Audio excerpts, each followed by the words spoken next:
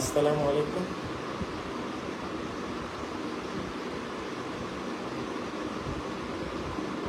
আমি আজকে একটু লাইভে আসবো, কিছু কথা বলার ছিল। অনেক কিছু দেখো না দেখার ভান করি, আপনার বলার আগ্রহ জাগে না।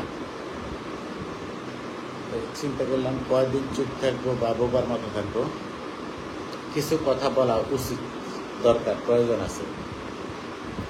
আর চুপ থাকার কারণ ছিল হচ্ছে, যখন আমার সিনেমা নিয়ে পাইরেসি হয়েছে, আমার সিনেমার টাকা যখন লুটপাট করে খেয়েছে, তখন আসলে ইন্ডাস্ট্রির লোকগুলো চুপে ছিলেন। রাষ্ট্রপতির একমাত্র সন্তান আশাবাদ নাম যখন 3বার কিডন্যাপ করেছেন, তখন এই ইন্ডাস্ট্রির লোক তারে চামচামি করেছেন। এই ইন্ডাস্ট্রির যুগ যুগ যাবতে এইভাবে চলতেছে।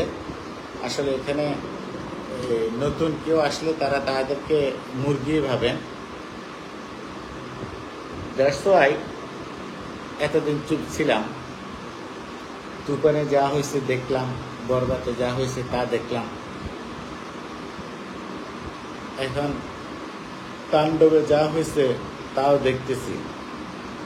তারপরে কথা বলতাম না, খোঁজ খবর রাখতেছি, জানি কোথায় কি হয়েছে না হয়েছে।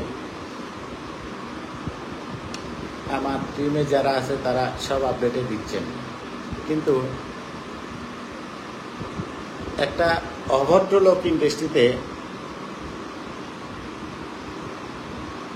অগত্য ভাষায় যেভাবে নাটকের লোক বা সিনেমার লোক সবাইকে নিয়ে বিভিন্ন বিভ্রান্তমূলক অপপ্রচার করে যাচ্ছেন।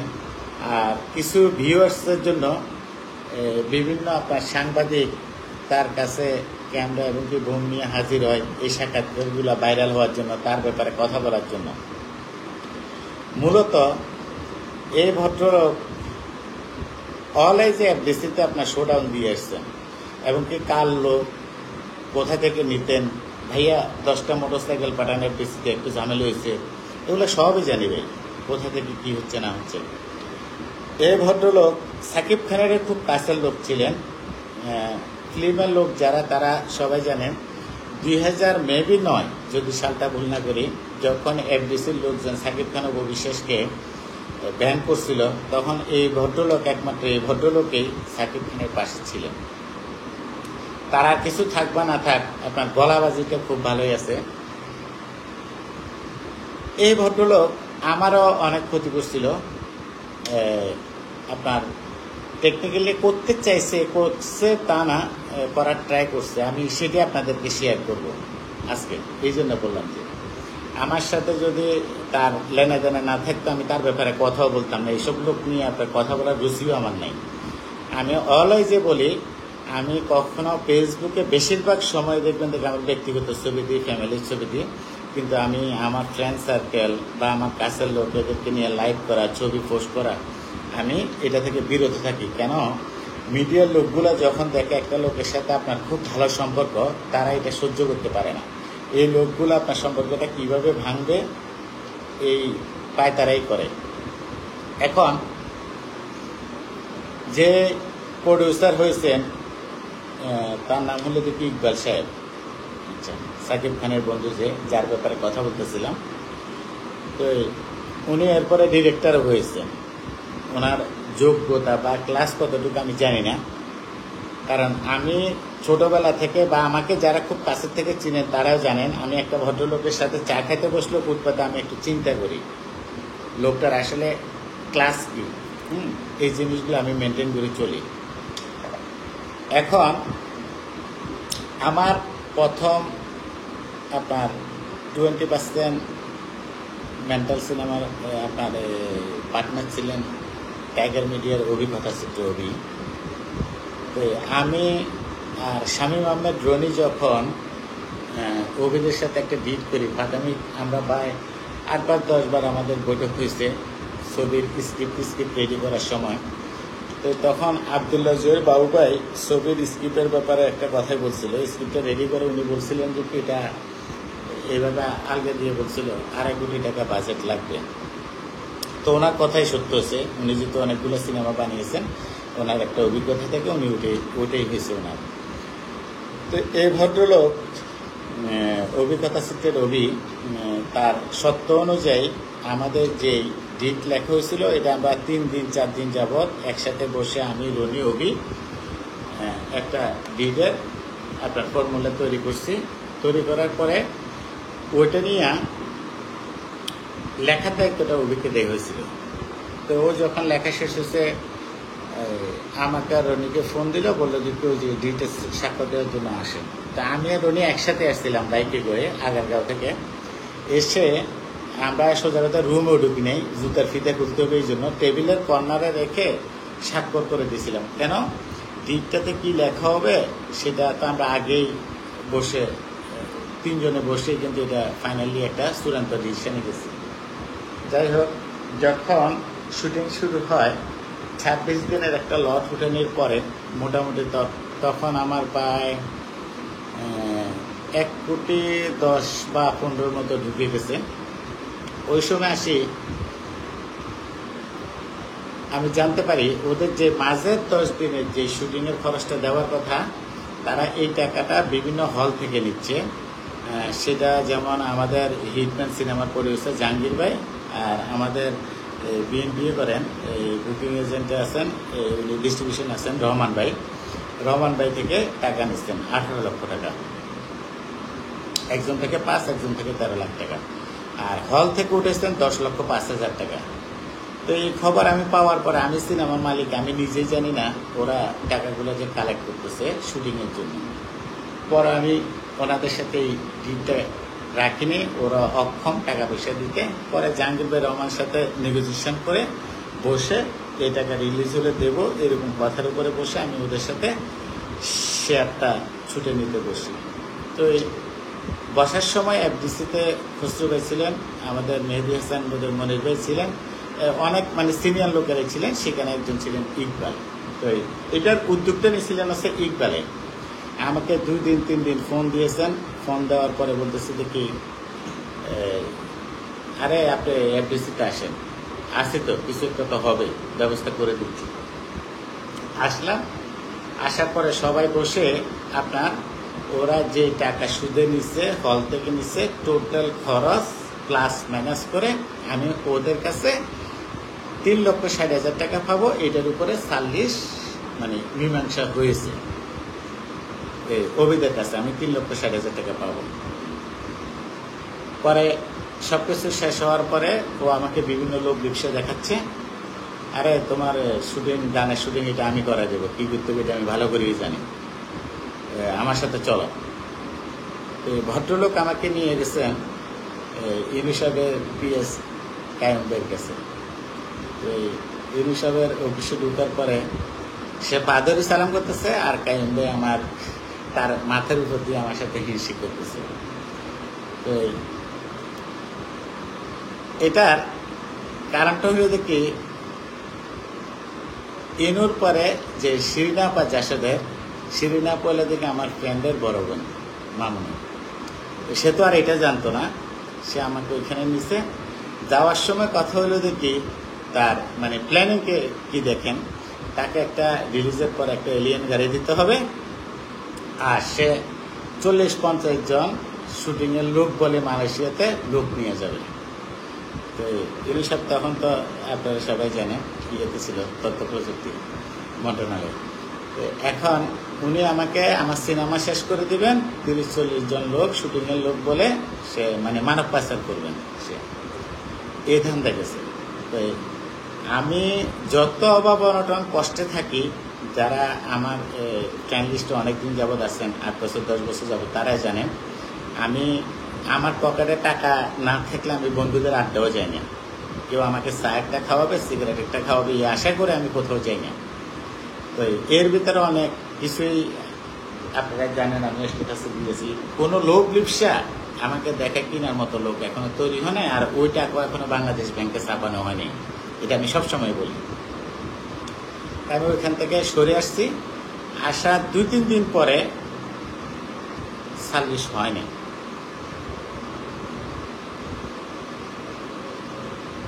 এই ভদ্রলোকে ফোন দিয়ে বলছে 40 হয় নাই কিসে।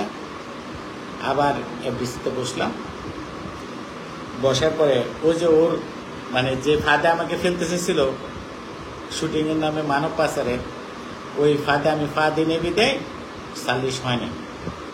সে কি করলো, এই 40 আবার পুনরায় করলো, করে এখন ওইদিকে আমি 4,05,000 টাকা দেয় না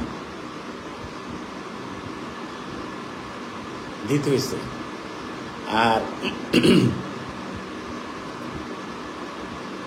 লাইফটাকে আসলে বড় করবো কিনা আমি বুঝতেছি না। এই কথাগুলো যেহেতু পুরানো 10 বছর আগে, আমি বলতে চাচ্ছি না কাউকে হেয় করা, ছোট করার জন্য, যেটা অনেকে অনেক কিছু জানে না। অনেকের কাছে অমুক বিশাল বড় ভাই, অনেক ভদ্র নম্র। এই ইন্ডাস্ট্রির প্রতিটা রিন্দে রিন্দে প্রতিটা লোকের রক্ত, সবকিছু আমি জানি, সবকিছু আমি জানি।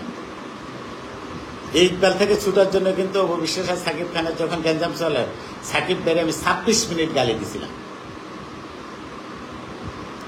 শুধু ওর থেকে ছুটার জন্য। সাকিব ভাই চিনত, কিন্তু 2009-এর এই ইকবালের ওই ভূমিকাটার জন্য কৃতজ্ঞতা বোধ থেকে উনি ওর সাথে একটা লিয়েজ ছিল।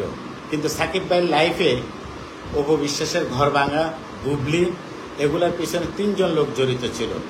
আমি আমার খুব কাছের লোকগুলোকে এগুলো আমি বলি, তার ভিতরে এই ভদ্রলোক একজন সবচেয়ে বড় নির্দিষ্ট কাজটা করছে, বুবলির সাথে ইন্ট্রোডিউস করে দিয়ে সাকিব খানের কেরিয়ার এবং কি লাইফ শেষ করে দেওয়ার জন্য এই ভদ্রলোকের ভূমিকা ছিল সবচেয়ে বেশি। আর এই ভদ্রলোকই ক্যামেরার ফ্রন্টে থাকার জন্য অলওয়েজে দেখবেন যেখানে সাকিব খানের দিকে ক্যামেরা ধরা হতো সেইখানে সে তার পিছনে ছিল। আর এখন আসি তার বিরুদ্ধে কথা বলি, সে ভাইরাল পাবলিক হতে চায়। তার ক্যারেক্টারটা কি দেখেন, হওয়া 40, 3-4 দিন পরে সে ডাক দিয়ে নে এই 40 আর হয়নি, কারণ তার সত্ত্বে আমি রাজি হইনি মানব পাচারে। আপনার একটা শিক্ষিত বন্ধু আপনার যখন ক্ষতি করবে, সে ন্যূনতম একটু হলেও ভাববে, চিন্তা করবে, কারণ কারো ক্ষতি করলে সেই ক্ষতিটা নিজেরও হয়। আর এই টাইপের লোকগুলো এতটাই নোংরা, আপনার ক্ষতি করতে 2 মিনিট আপনার চিন্তা করবে না। তার কথাবার্তা এবং কি অ্যাটিটিউডগুলো আপনি দেখিয়েন, কথা বলার অঙ্গভঙ্গিগুলা, সে বিশাল কিছু, বিশাল মাফিয়া, বিশাল কিছু। আজকে সে আওয়ামী লীগ সরকারের আমলে যে ক্ষমতা, যে দাপট দেখিয়ে গেছে, সেই লোকগুলো এখন কথা বলে কিভাবে? তারা আবার লাইভে আসে কিভাবে? তাদের যে সাক্ষাৎকার গুলো নেয়, ওই সাংবাদিক গুলা কারা? আপনি কি মনে করেন সিনেমার পাইরেসি এমনি হয়েছে? রায়হান রাফি আর প্রডিউসার শাকিল ভাইকে জিজ্ঞেস করিয়েন তো, এই পাইরেটাকে কে খুঁজে দিছে?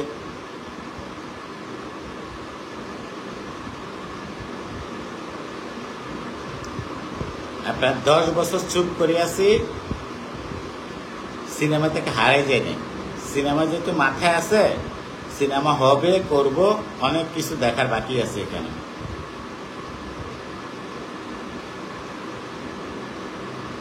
কিন্তু এইসব টাউট পাটপাড়ার জায়গা দিচ্ছেটা কারা? গলা উঁচু করে সে যে স্টাইলে কথা বলে, এই কথা বলার সাহসটা আসে কোত্থেকে? এরা তো দালাল, এরা আওয়ামী লীগ না, এরা বিএনপি না, এরা যখন যে ক্ষমতা আসবে ওইদিকে যাবে। একটা সাক্ষাৎকারে আমি শুনছি সে নাকি ছাত্র জীবন থেকে ছাত্রদল ছিল।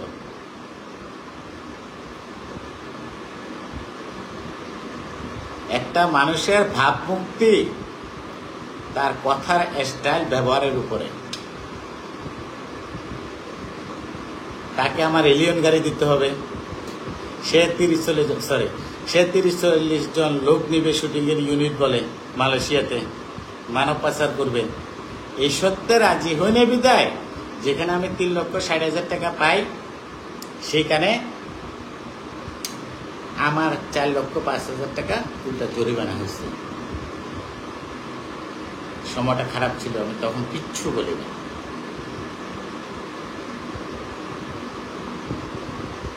আর আশাদ আদনানের সাথে আমার কি হয়েছে, এটা ইউটিউব, ফেসবুক যেখানে যান আপনার সার্চ করলে পাবেন।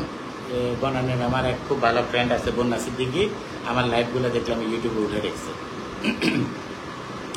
তখনের সময় এই ভদ্রলোক যে তিনবার কিডন্যাপ করছে, স্ট্যাম্পের সিনেমা নিয়ে গেছে, আমার ঘরে অস্ত্র নিয়ে ঢুকছে, স্বামী আহমেদ রনিকে মেরে, সেখানে 3-4 জন লোক তার সাথে ছিল, এদেরকে আমি মারতে রাখছি। আমি যেহেতু 10 বছর ধৈর্য ধরতে পারছি, এখনো ধৈর্য ধরতেছি। কয়জন হলে আরো ধৈর্য ধরব, কারণ আমি ওই সন্ত্রাসী কায়দায় এসবগুলোর ভিতরে আমি মানে বিশ্বাসী না। শেখ হাসিনাই তো পালাই গেছে কেন? তার কর্মের জন্য, মুখের ব্যবহারের জন্য। আজকে আমি লাইভে এসেছি ইকবালের আচরণের জন্য, ইকবালের ব্যবহারের জন্য। সে তো অশিক্ষিত, তাদের চালচলন কি সেটা তার কথাবার্তায় বোঝা যাচ্ছে। আরে ভাই, একটা বন্ধুর সাথে একটা বন্ধুর সম্পর্ক খারাপ হতেই পারে যে কোনো ইস্যুতে। আমার সাথে রনির সাথে 2-3বার অনেক ঝামেলা হয়েছে, কিন্তু আমি কি কোথাও রনির বদনাম করি? হতেই পারে। তাই বলে কি এরকম ওপেন নেমে তারপর তার নামে তার বিরুদ্ধে কথা বলা, গীবত করা, সমালোচনা করা? তুমি কে? সাকিব খান বাংলাদেশকে অনার করে। তুমি সাকিবের বিরুদ্ধে কথা বলে তুমি 10টা লোকে তোমাকে চিনবে? ভাইরাল হওয়ার জন্য এই পলিটিক্স?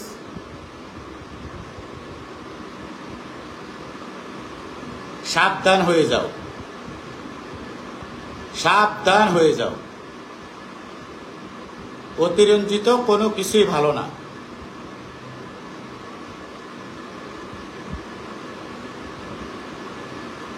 যেখানে যা কিছু করবা সবকিছুর তথ্য আমাদের কাছে আছে। সবকিছুর তথ্যই আমাদের কাছে আছে। বেশি বাড়াবাড়ি করো না। বাড়াবাড়ি করলে রাস্তাঘাটও চলতে পারবা না।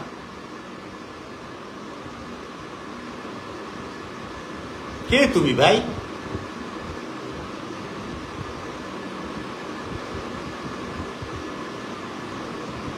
তোমার অতীত নিয়ে কথা বলার রুচিও আমার নাই। কি সাপ্লাই দিয়ে তুমি এখানে আসছো সেটা আমরা সবাই জানি, কিন্তু তোমাকে যে লোকগুলো স্পেস দিচ্ছে তাদের মুখে আমি থুতু মারি। এই সমিতিগুলো থাকারই দরকার নাই, যেখানে অন্যায়ের বিরুদ্ধে কথা বলতে পারে না। আমাকে যে 3বার কিডন্যাপ করছে, আমার সিনেমার টাকা যে নিয়ে গেছে, আমি যদি ফ্লপ সিনেমা বানাতাম, আমার মনকে বুঝ দিতাম, আমার সিনেমা ফ্লপ ছিল। 5.25 কোটি টাকা দিয়ে সুদীপ দে সুমন নিয়ে গেছে, একটা প্রতিবাদ করতে পারছো? কেউ লোন শিখতে পারছো?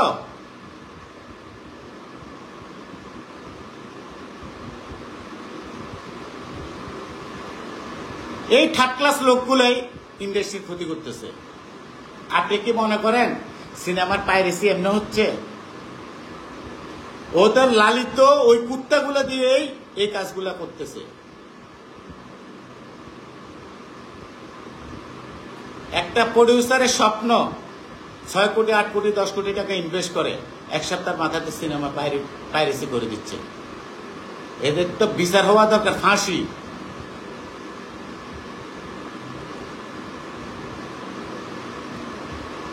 সবার কাছে একটা রিকোয়েস্ট, নিজেদের ভিতরে কাটাছিটি করবেন না। আর এই প্রকৃতির দুষ্ট লোক যেগুলো আছে এদের থেকে দূরে সরেন। আমি সবসময় একটা কথা বলি, কোন একটা লোকের সাথে গর্ব করার জন্য যখন আপনি সেলফি দিবেন, তখন আপনি চিন্তা করবেন থেকে ওই লোকটার ব্যাকগ্রাউন্ডটা কি, আপনার কি ভাবমুক্তি উঠতেছে নাকি নিচের দিকে নামতেছে।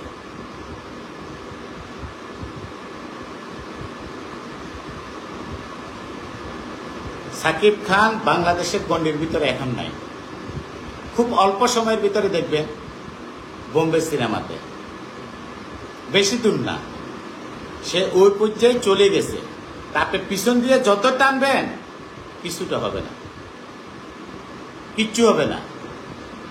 আপনি আপনার জায়গায় থাকবেন, নোংরা লোক যেখানে থাকে ওইখানে থাকবেন, কিন্তু শুধু শুধু ইন্ডাস্ট্রির চলচ্চিত্রের পরিবেশটা নষ্ট করবেন না।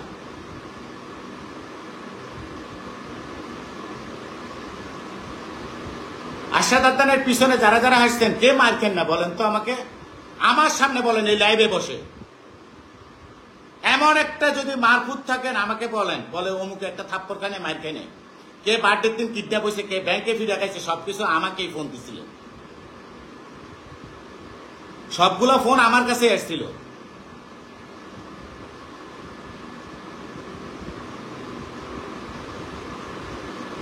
টাকার জন্য পায়খানা থেকে আপনার টাকাকে কামড় দিয়ে উঠানো, এটা ফারবেসের স্বভাব না।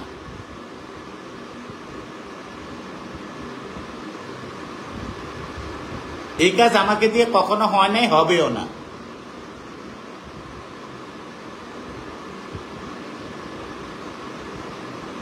কিন্তু সাবধান, ইন্ডাস্ট্রির যত ভাইরাস আছে সবগুলোকে খুঁজে খুঁজে বের করব। কে 3 লাখ টাকা খাচ্ছেন, কে 20,000 টাকা নিচ্ছেন, কে কত টাকা খাইয়ে পাশের চেয়ারে আওয়ামী লীগটাকে বসাচ্ছেন, সব কিছুর প্রুফ রাখা আছে, কেউ রেহাই পাবেন না। দল কিন্তু এখনো ক্ষমতা আসে নাই, সবকিছু সারা হবে, সময় মতোই উপযুক্ত জবাব দেওয়া হবে।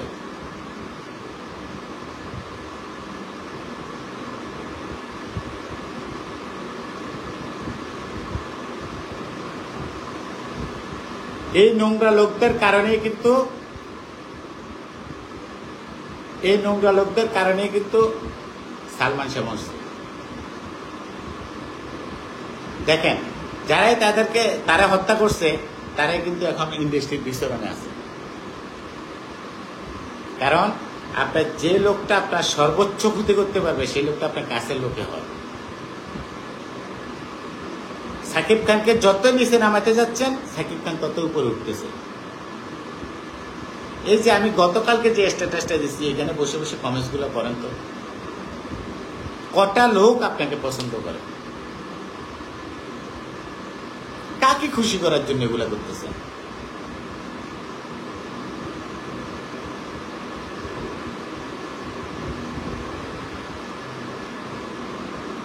নোংরামি করবেন, এমন অবস্থা করাই দেব, লাইভে তো যাই দূরে থাক, কারণ মুখও দেখাতে পারবেন না।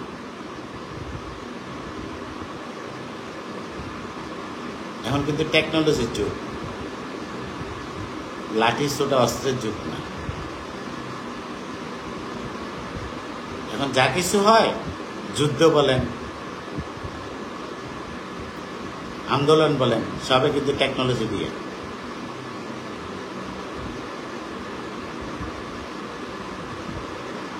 এই কাজগুলা বন্ধ করেন ইকবাল সাহেব, আপনাকে আমি রিকোয়েস্ট করতেছি।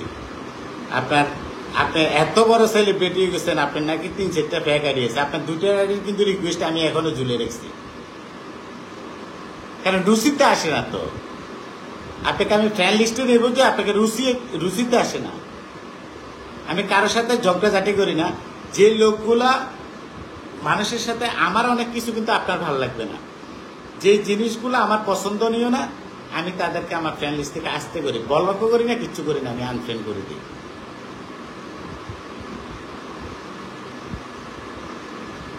যে কাজগুলা করতেছেন খুবই নোংরা কাজ করতেছেন, কারণ এগুলা কোনো ভালো ফ্যামিলির লোকের, শিক্ষিত লোকের, যাদের আপনার ব্যক্তিত্ব আছে, ভাবমুক্তি আছে, তারা কখনো এসবগুলা করেন, এসব কাদা ছেড়ে। কারণ সাকিব খানের সাথে আপনিই চলছেন, সাকিব খানের মার্কেটিং আপনিই করছেন, আবার আপনি সাকিব খানের বিরুদ্ধে কথা বলতেছেন। দেখেন, আপনি ওর ক্যারিয়ারটা খাইতে গেছেন, কিন্তু ওর ক্যারিয়ার কিন্তু এখন কি, ছবি সিনেমার বাজেট কিন্তু দিন দিন বাড়তেছে, অভিনয়ের মাত্রাটা বাড়তেছে, তা আপনার প্রতিটা ধাক্কা ওকে উপরের দিকে উঠাচ্ছে, নিচে না। যদি পারেন কারো উপকার করবেন, না পারলে ক্ষতি করিয়েন না।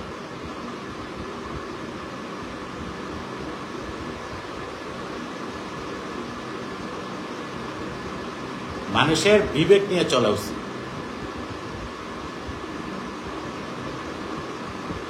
আর এফডিসির প্রতিটা লোকের কাছে আমার একটা রিকোয়েস্ট থাকবে, এই টাইপের যারা চলচ্চিত্রের ক্ষতি করে, যেমন দেখেন তাণ্ডব সিনেমাটা পাইরেসি হয়ে গেছে, আমি মনে করি এটাতে কিচ্ছু যায় আসে না।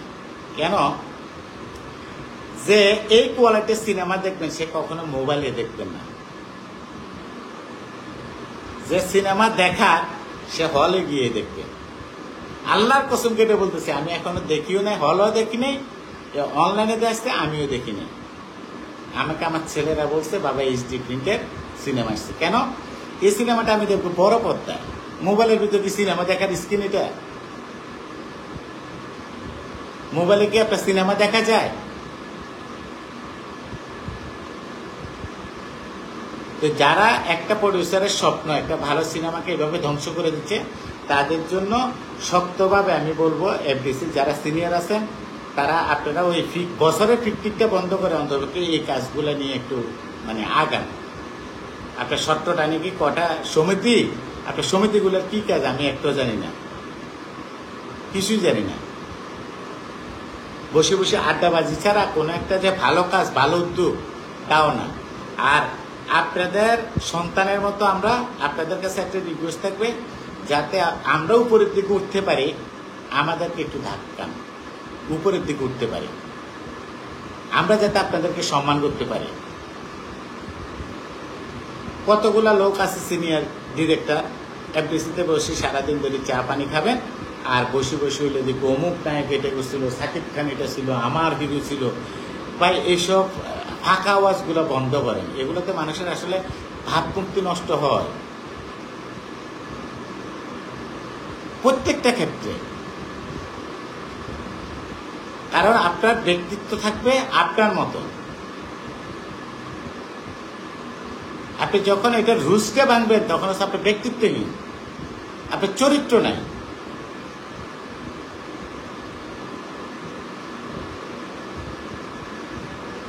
চলচ্চিত্র আপনারা কেউ 30 বছর 40 বছর আপনারা এটা দিয়ে গাড়ি বাড়ি ফ্ল্যাট সবকিছু ফ্যামিলি চালাইছেন, আর আমরা দিয়ে আসছি।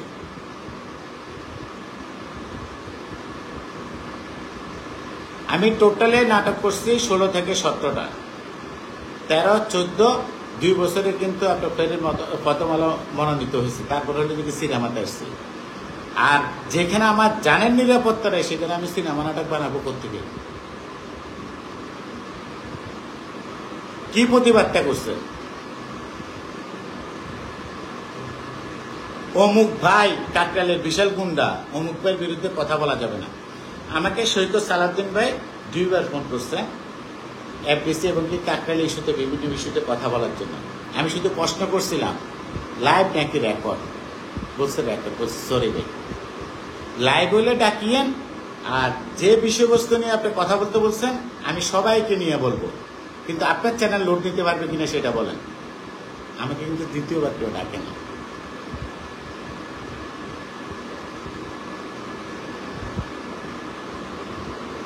মাজায় জোর রেখে চলি, আর পরিচয় দিয়ে চলি না।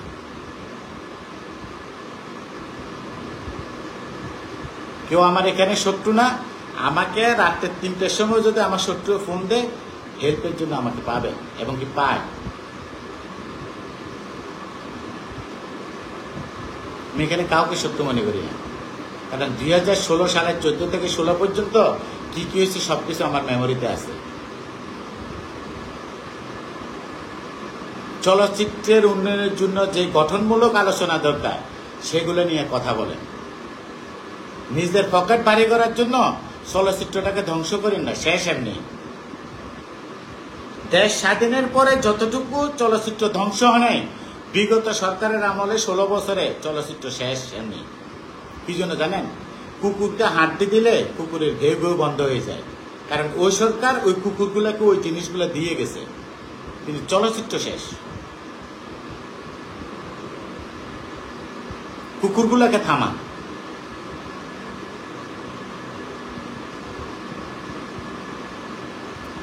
অমুক ভাই তমুক ভাইয়ের পরিচয় দিয়া বহু রংবাজি করছেন।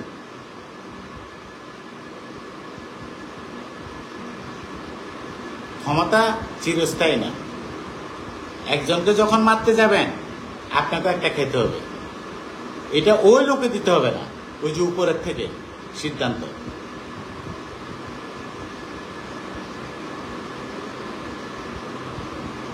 দেশে একটা মাত্র হিরো দিয়ে এখন মোটামুটি চলচ্চিত্র টিকে আছে। এর ভিতরে পাশাপাশি সিয়াম, এই নিশু কাজ করতেছে। এটাকে কিভাবে আপনার আগানো যায় সেটার পরিকল্পনা করেন। হাতের আঙ্গুল আপনার যেরকম 5টা খালি, আমারও 5টা খালি। আপনি যখন আরেকজনের পাশে দিবেন, আপনার পাশে দেওয়ার জন্য আরেকজনের 5টা খালি।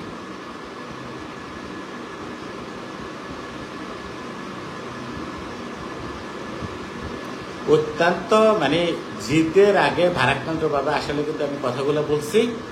আপনার সবার কাছে একটা রিকোয়েস্ট, এটা ক্ষমাসুন্দর দৃষ্টিতে দেখবেন, কিন্তু একটা অনুরোধ থাকবে, এই টাইপের লোকগুলো থেকে যতটুকু দূরে থাকবে নিজের মান সম্মান বাঁচবে। আমাকে কেউ কোরমা পোলাও দিও এসব টাইপের লোকের সাথে আপনার পাশে শেয়ারে বসাইতে পারবে না। এটাই আমার ব্যক্তিত্ব, এটাই আমি।